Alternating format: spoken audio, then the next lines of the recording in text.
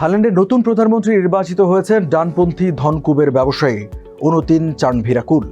গত সপ্তাহে আদালতের রায়ে সাবেক প্রধানমন্ত্রী পেতাংতান সিনাওয়াত্রা পদচ্যুতির পর 58 বছর বয়সী এই রাজনীতিক তার স্থলাভিষিক্ত হলেন। দর্শক, এসব নিয়ে এখনকার টিভিএস নিউজ আপডেটস সাথে আছি আমি রঞ্জু ইফতেখার।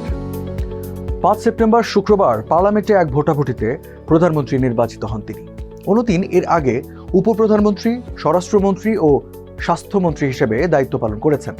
তবে তিনি সম্ভবত সবচেয়ে বেশি পরিচিত 2022 সালে গাঁজা আইন সিদ্ধ করার প্রতিশ্রুতি পূরণের জন্য।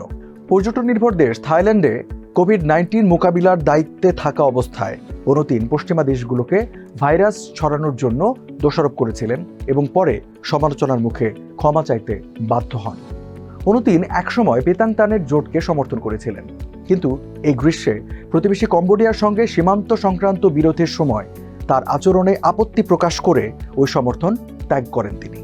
দেশের সবচেয়ে প্রভাবশালী রাজনৈতিক গোষ্ঠীর সদস্য পেতাংতান সিনাওয়াত্রাকে গত সপ্তাহে সাংবিধানিক আদালত প্রধানমন্ত্রীর পদ থেকে সরিয়ে দেয়।